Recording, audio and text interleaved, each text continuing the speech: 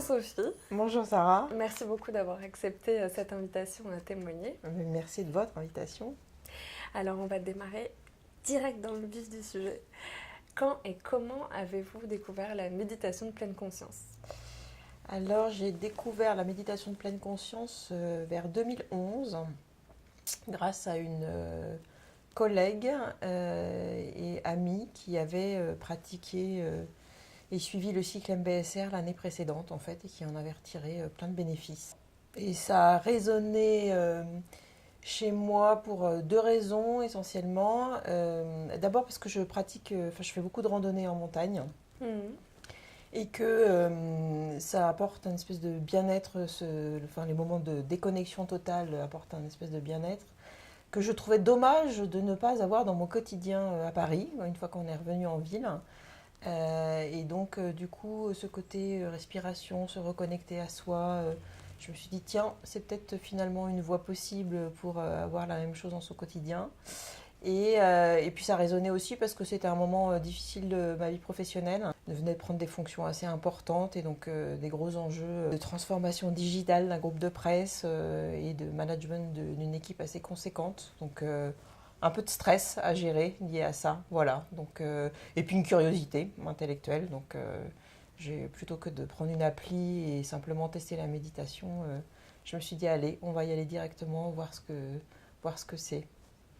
Plus globalement. Donc directement dans le vif du sujet avec les 8 semaines. Oui, avec les 8 semaines, qui demandent une petite organisation personnelle, hein, parce qu'il faut essayer d'intégrer 1 heure de méditation chaque jour pendant 8 semaines. Mais il se trouve que l'instructrice MBSR était passionnante intellectuellement et passionnante dans sa pratique. Donc elle nous a embarqués sans problème pendant 10 semaines sur le sujet.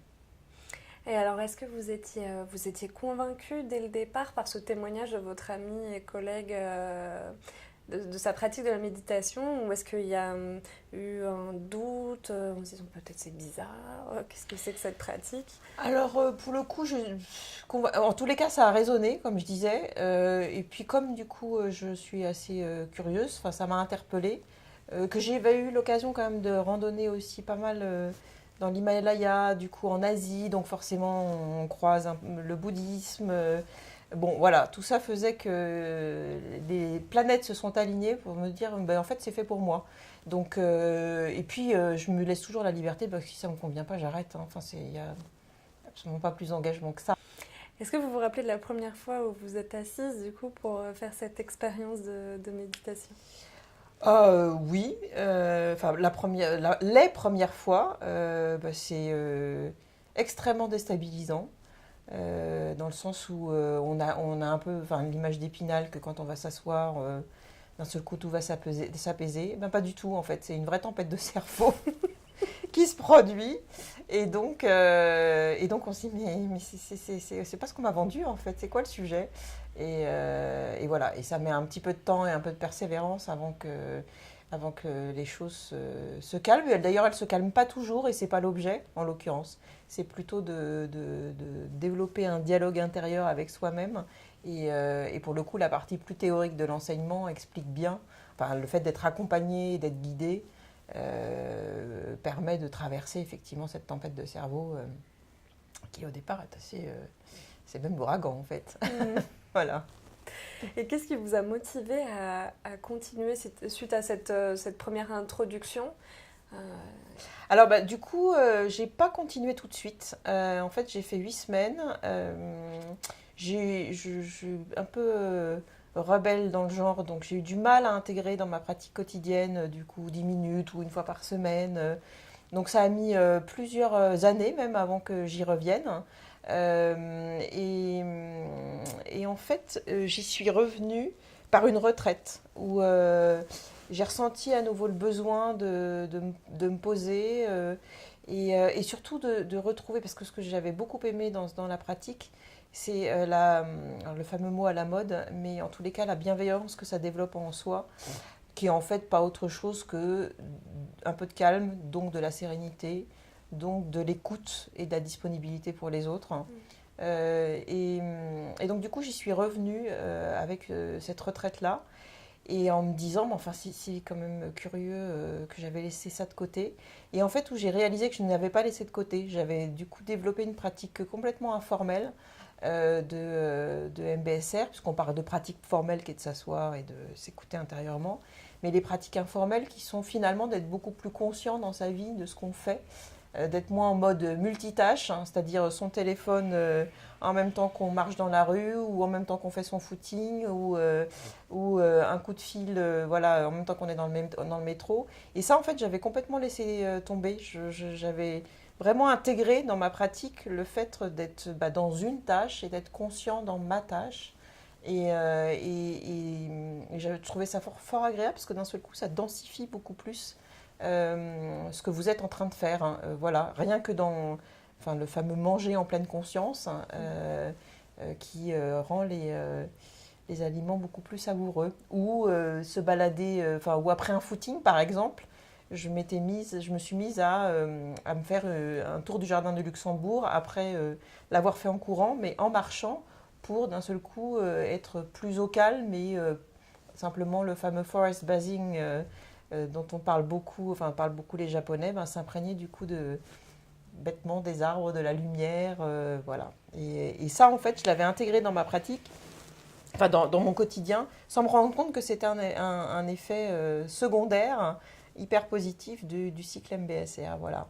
Et quand du coup j'ai refait une retraite, on va dire 5 jours d'affilée, pour le coup là j'en ai ressenti tellement les bienfaits que la pratique un peu plus formelle est rentrée dans mon quotidien aujourd'hui. Alors pas tout à fait quotidien parce que moi je suis pas fan des formats 10 minutes, je trouve que c'est trop peu pour avoir le temps de se poser avec soi-même. Moi, je suis plutôt fan des formats 3/4 d'heure, 1 heure.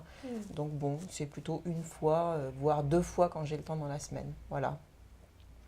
Et donc, ces bienfaits, quels sont-ils concrètement? Quel a été l'impact sur votre vie personnelle? J'ai l'impression d'avoir finalement chaussé je fonctionnais avec des lunettes en 2D et que j'ai chaussé des lunettes en 3D. J'ai mis des lunettes en 3D où tout a plus de densité parce que j'y suis plus connectée. Et ça a une valeur inouïe. J'avais l'impression qu'en fait, comme dans la société moderne, on est tous un peu hyperactifs. Et donc le besoin finalement de faire moins de choses, mais elles ont plus de densité, elles prennent plus de place et c'est beaucoup plus agréable en fait. Ça, et puis par ailleurs, une journée avec ou sans méditation n'a pas la même saveur, assez simplement. C'est pas facile à expliquer pourquoi, le pourquoi, mais c'est vrai qu'une journée sans méditation est, on va dire, moins connectée qu'une journée avec méditation. Voilà. Donc sur cette relation aux autres, vous aviez donc un poste important avec des enjeux. C'est ça aussi qui vous a motivé à aller faire ce premier cycle MBSR. Qu'est-ce que vous avez pu noter comme impact dans votre vie professionnelle? Alors, moi, quand je suis stressée et anxieuse, ça se manifeste chez moi par de la raideur. Vraiment de la raideur, de la fermeture, un manque de souplesse absolue. Et évidemment, ce qui est complètement contre-productif. Donc, le fait de pratiquer vraiment un peu de méditation m'a permis de retrouver de l'écoute, quoi, assez simplement. De l'écoute. Vraiment, quand je sens que la tension monte, c'est assez simple, hein, il suffit de bien se recaler dans sa chaise, ça ne se voit même pas en réunion, vous recalez bien dans votre chaise et vous vous recentrez un tout petit peu au niveau de la respiration. D'un seul coup, je me détends et je suis à nouveau à l'écoute, disponible, moins orientée résultat, efficacité immédiat, mais plus du coup dans la relation à l'autre et qui fait que c'est finalement beaucoup plus efficace et avec un résultat bien meilleur que d'exiger tout de suite maintenant une réponse quoi, dans la mauvaise humeur. Voilà. Donc c'est surtout ça, je crois, le bénéfice que ça a apporté. Et est-ce que vos collaborateurs savaient que vous avez entrepris cette démarche de méditation ou c'était pas du tout dit? Pour le coup, je m'en suis jamais cachée avec voilà, j'en ai parlé. Enfin, l'ai pas non plus crié sous les toits, mais j'ai eu l'occasion d'échanger avec certains collaborateurs sur le sujet et effectivement,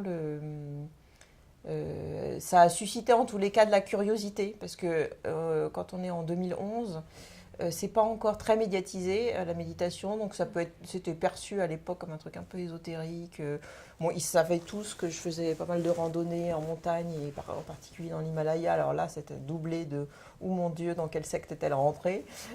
Voilà. Donc ça demandait un peu de pédagogie, on va dire, hein, un peu de pédagogie et d'explication je crois qu'ils reconnaissaient assez volontiers que ça me permettait d'être un peu plus disponible en tous les cas. Donc, voilà. Donc il y a eu un retour un peu comme ça. Alors il faudrait les interroger évidemment, mais en tous les cas, je crois que j'ai un peu progressé sur le sujet. J'espère. Alors qu'est-ce qui vous a poussé aujourd'hui, ou en tout cas donné envie de témoigner de votre pratique ? Eh bien, paradoxalement, probablement le fait que ça soit autant médiatisé. C'est super hein, que ce soit autant médiatisé, qu'on en entend, enfin, couverture de journaux ou à la radio, on entend autant parler. En revanche, la surexposition médiatique a son revers, et c'est que c'est considéré aujourd'hui un peu comme un vrai effet de mode et un peu comme un gadget.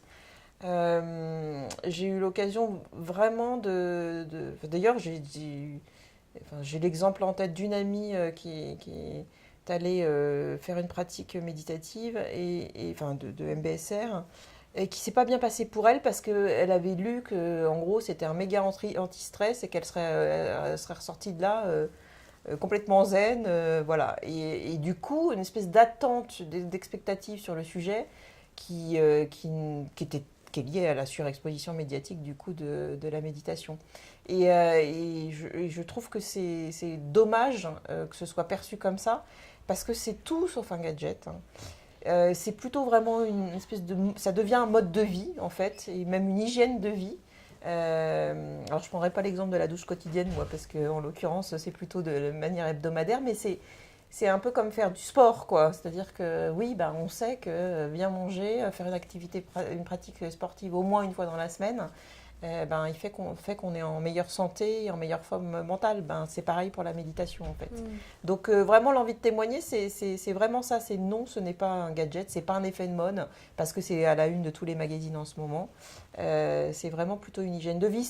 Je le compare un peu comme, j'ai un peu d'agacement sur le sujet aussi, où là, d'un seul coup, on voit plein de papiers paraître dans la presse sur les bienfaits du sommeil. Bon, oui, on ne découvre pas aujourd'hui que dormir à minima 7 ou 8 heures par nuit fait qu'on se sent mieux, quoi. C'est, comment dire, c'est du simple bon sens. Alors qu'on a peut-être oublié, parce que effectivement, en plus avec l'arrivée des nouvelles technologies où tout va beaucoup plus vite et où on peut multitasker en permanence, fait qu'on en oublie les principes même de notre fonctionnement, quoi, humain. Donc voilà, c'est pour ça que j'ai envie de témoigner.